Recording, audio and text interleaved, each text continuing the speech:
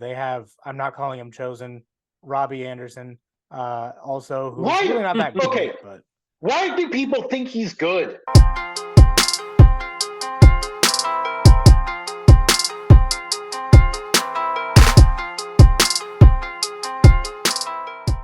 The Dolphins.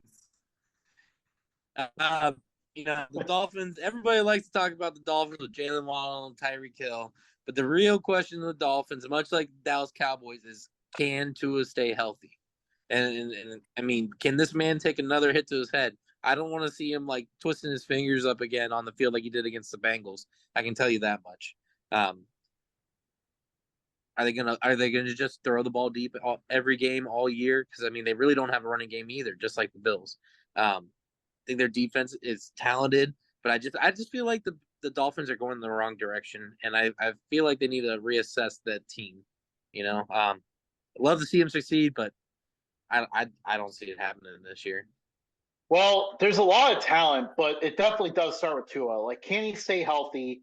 I mean, he had a rough go of it last year with injuries and just a lot of concussion issues, which is just very scary in general. Like, some people even think that he should have retired from the NFL of how many concussions he had last year. It was getting dangerous for him, quite frankly. So, He has like, pudding.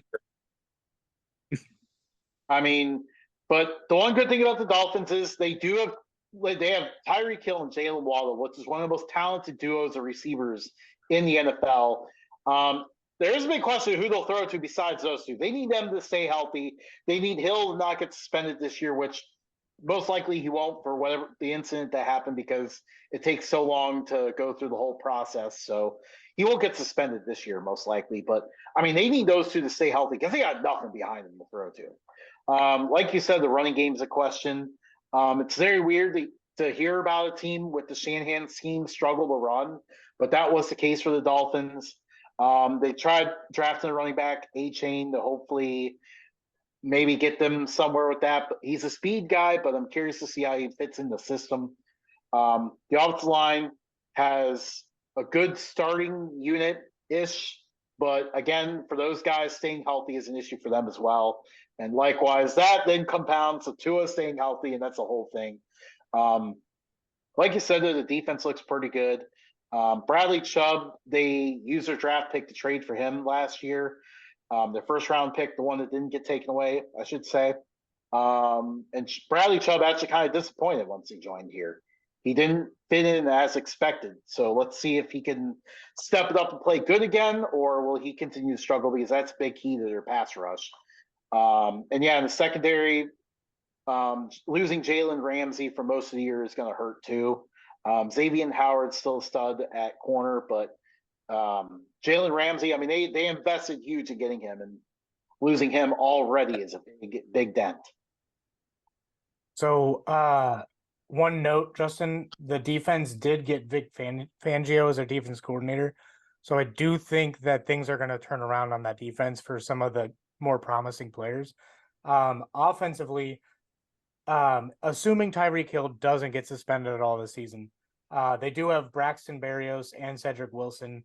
They have, I'm not calling him chosen, Robbie Anderson, also who's really not that good. Okay, but why do people think he's good?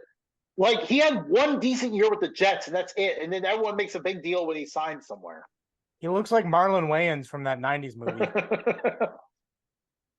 Something about Don't be a menace menace. Yeah, don't be a menace. Yeah. I like Braxton Berrios. He's actually a pretty good punt returner, so they may have a punt return game.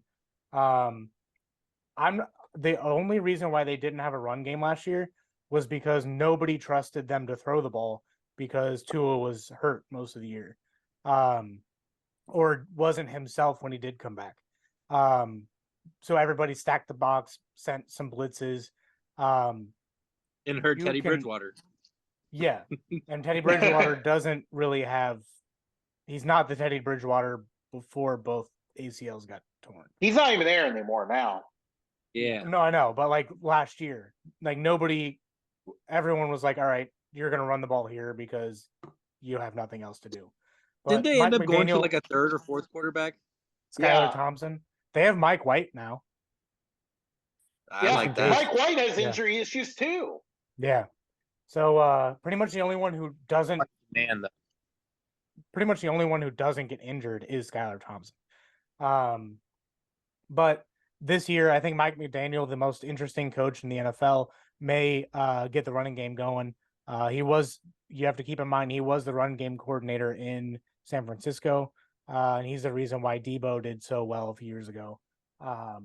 Defensively, even with missing Jalen Ramsey, they still are pretty stacked in the secondary.